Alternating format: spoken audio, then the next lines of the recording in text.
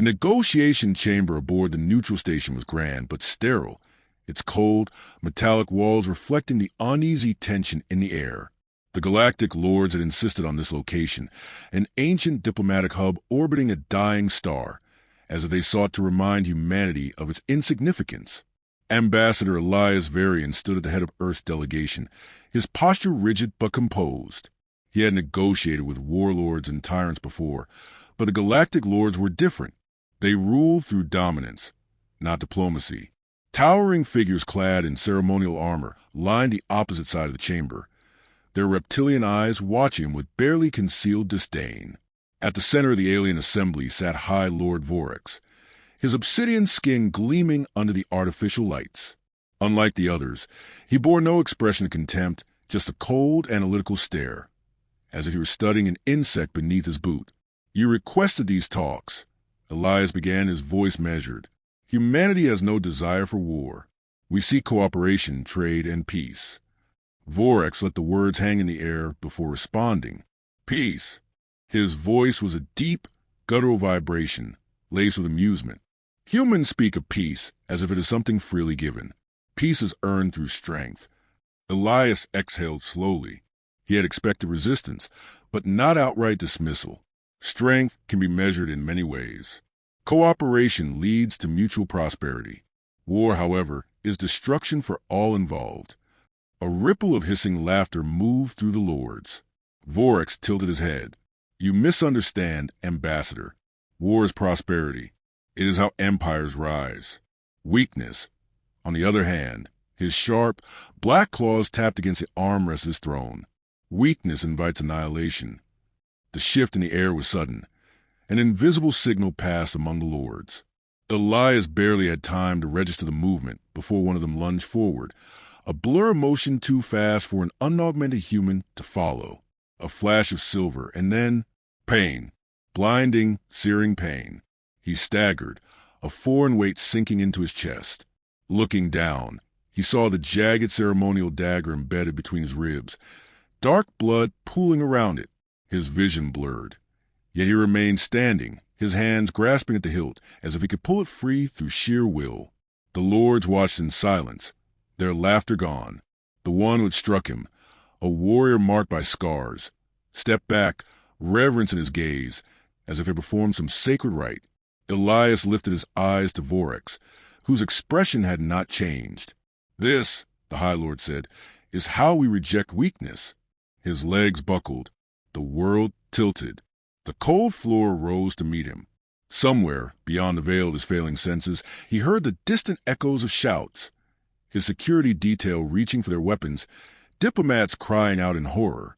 But it was already over. Darkness took him. The War Council convened in silence, the weight of the past 24 hours pressing down on every person in the room. The footage of Elias's execution had been broadcast across Earth's networks. Billions had seen it. Billions had demanded justice. At the head of the table sat Director Malcolm Rains, a man who had spent decades ensuring Earth's survival in a galaxy that saw humanity as little more than prey. He was not given to rash decisions, but this was not a matter of politics. It was a declaration of war. "They never intended for negotiations to succeed," said General Cassandra Holt, her voice edged with controlled fury. "They wanted to send a message." "Yes," Rains murmured. His fingers tapped a rhythmic pattern against the steel table. "And now we send ours." A murmur of agreement rippled through the assembled officials, but one among them leaned forward, concern shadowing his face. "We aren't ready for full-scale war," said Minister Duresh, the head of intergalactic affairs. "We may have advanced fleets, but the lords have ruled through military supremacy for centuries. If we retaliate conventionally, we risk annihilation." Rain stopped tapping his fingers. The room fell into expectant silence. "We won't fight them conventionally," he said. A pause. Then realization flickered in the eyes of those who understood. Holt nodded. "The project." Duresh paled. "You can't be serious." "They left us no choice," Rains replied, "and we have no better weapon." Another silence stretched, but this one was different, less uncertain, more resolute. Rains turned his gaze to the far end of the chamber. where a screen displayed lines of classified data, a single name standing out among the encrypted text: Elias Varian, a man who had been killed, a man who was not allowed to stay dead. Rains exhaled. Deploy him. Cold. A silence, so deep it felt like drowning.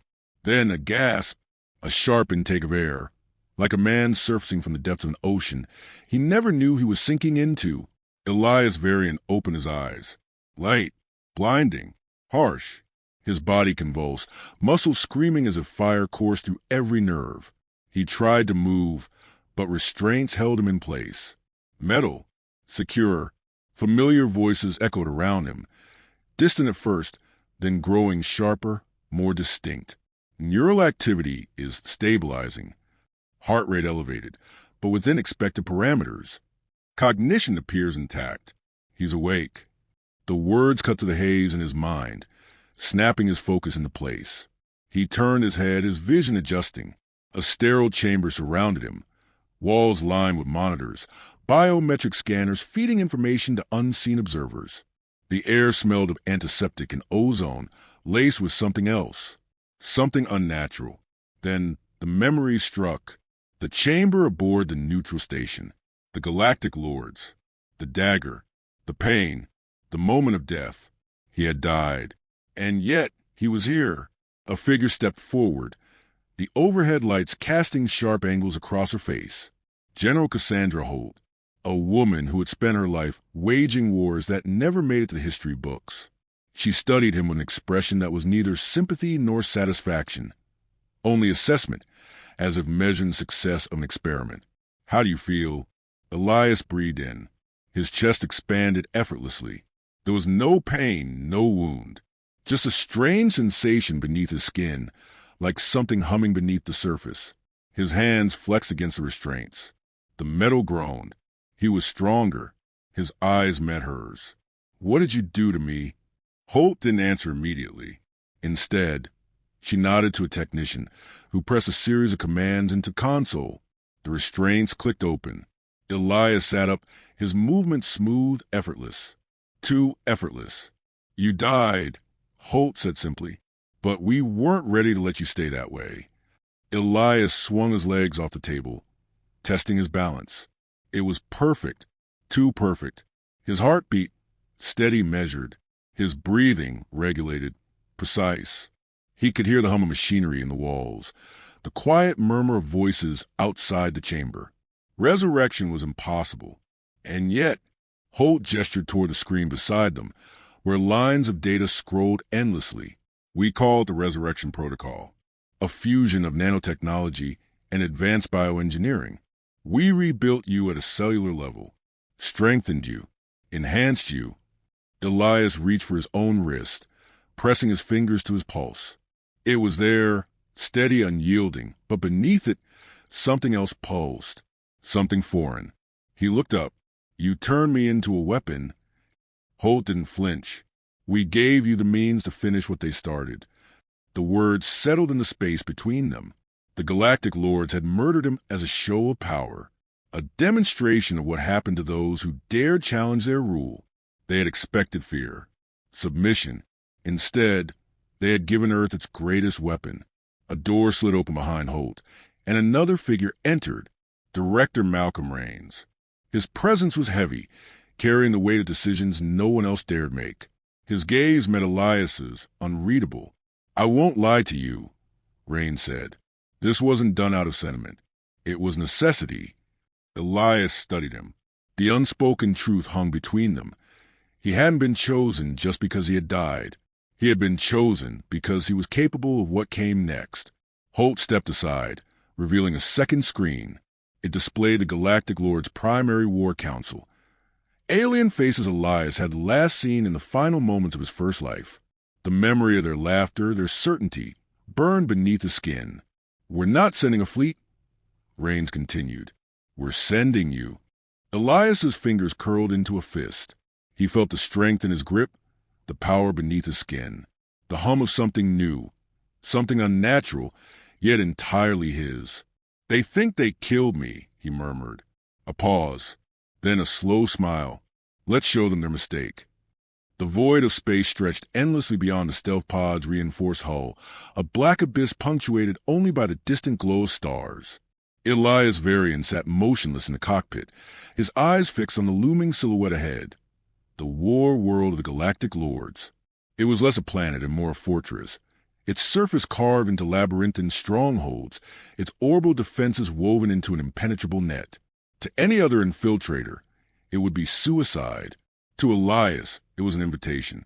The ship's AI whispered in his ear. Trajectory locked. Window for undetected entry. 63 seconds. Elias barely acknowledged it. He was already in motion, his enhanced mind processing every variable with clinical precision. His body moved as if it had always known this level of control, as if muscle and machine had been one from the beginning. He engaged the pod's manual override, bringing the ship into a free fall toward the planet's surface. No alarms, no scans, just silence as the black hull of his vessel blended into the void. He hit the atmosphere at an angle sharp enough to burn through weaker plating, but the pod held. Superheated plasma flared around him before dispersing, and then darkness. A plunge into the storm-laden skies of the war world. Altitude, 3,000 meters. He ejected. The night swallowed him whole, wind howling past as he descended in controlled freefall. Sensors in his suit adjusted for turbulence, his vision filtering through the dense clouds. Below, the sprawl of the Galactic Lord's primary command complex unfolded. Towers of black stone and steel, glowing conduits of energy weaving between them like veins in the Titan's flesh. He landed without a sound. The first sentry never saw him. A blur of motion, a single strike, and the towering alien crumpled without a sound. Elias caught the body before it could hit the ground, lowering it into the shadows. He didn't need weapons. His body was one. Moving through the corridors of the stronghold was like slipping through the cracks of a monolith. He navigated the layout from memory, cross-referencing the intelligence fed into his mind during his rebirth. Every step was measured, every motion calculated for efficiency. 2 guards at the next junction. Heavy plasma rifles. Too slow. He was on them before their instincts could register danger, his hand striking like tempered steel. A joint snapped. A weapon turned inward. A pulse of energy silenced before it could scream. The bodies fell as he stepped over them. He was close. The War Council chamber loomed ahead, an ornate door of obsidian, flanked by elite warriors clad in ceremonial armor. These were no mere sentries. They were lords in their own right, veterans of 1,000 battles, standing as the final barrier between Elias and the architects of his death. He did not hesitate. The first attack came from the left, a plasma blade cutting a line of fire through the air. Elias twisted, the blade missing him by millimeters. His counterstrike was instantaneous. Fingers driving into the warrior's exposed throat. A gurgling hiss, a stumble backward, and then silence. The second warrior was faster. A curved blade, thrumming with energy, arced toward his midsection. Elias caught the wrist mid-swing, twisting with inhuman strength until bone and metal gave way. A sharp cry, cut short by a precise strike to the base of the skull. The doors to the council chamber loomed before him. No more barriers. No more delays. He stepped forward. Inside, the Galactic Lords sat upon their thrones, their expressions frozen between shock and fury. High Lord Vorex rose, his towering form casting a long shadow across the chamber. "This is impossible," the warlord snarled. "You are dead." Elias smiled.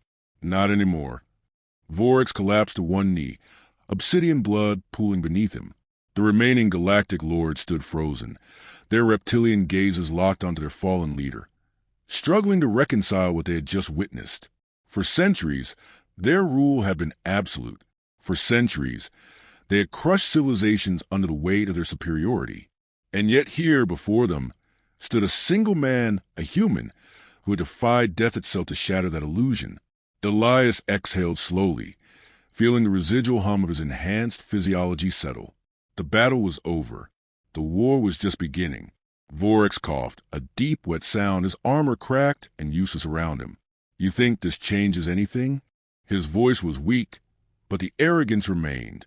"Kill me, and another will rise in my place. That is the way of strength." Elias stepped closer, staring down at the dying warlord. "No," he said, voice steady. "Strength is adapting.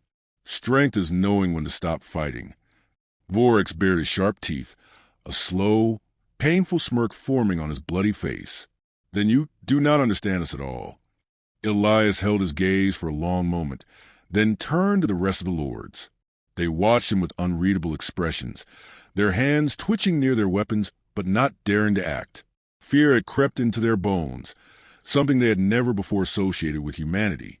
"This is your only warning," Elias said, voice carrying through the vast chamber. "Earth will not kneel. You started this war, but we will decide how it ends." He took a slow step back, giving them time to process the weight of his words. "You believed strength meant dominance. That diplomacy was weakness. But you've seen what happens when you mistake mercy for fragility." A lord on the far side of the chamber, one of the oldest, his scales dull with age, narrowed his eyes. "And what do you propose?" Elias turned his gaze to him. "A choice," he said. "Surrender. End this war before it consumes you." A hush fell over the chamber. Even Vorex, bleeding out on the floor, let out a low, rasping chuckle. "They will never agree," he murmured. "You should have just killed them all." Elias held his stare. "That's what you would have done." He let the silence settle. The warlords shifted uncomfortably, glancing at one another, calculating their options. If they struck now, they might kill him. But at what cost? If humanity had created one Elias variant, what stopped him from making more? Finally, the eldest lord lowered his head, a slow, deliberate movement, a sign of consideration. Vorex let out a final, shuddering breath and collapsed, his body going still. Elias stepped back, tapping a communicator. Mission complete. Holt's voice crackled through. Confirmed. Extraction in 90 seconds. The chamber doors burst open as Elias walked out, stepping over the bodies of the fallen. The Galactic lords did not pursue. They had already lost. As he moved through the stronghold, the ground beneath him trembled, a distant rumbling from outside. The extraction vessel was arriving, and with it, Earth's final statement. Elias reached the open sky just as the dropship descended. Its ramp lowered, and he stepped inside without looking back. The engines roared, lifting him from the war world surface. Below, the fortress remained standing, but its foundations had been shaken in a way no bombardment could achieve. From the cockpit, he watched the planet shrink as they ascended into the black void of space. The mission was over, but war had momentum, and Elias knew the Galactic lords would not surrender easily. As Earth's fleet waited in the shadows beyond the system, prepared for any response, Elias sat back and closed his eyes. He had been sent to deliver a message. Now, the galaxy would decide whether it wanted to listen.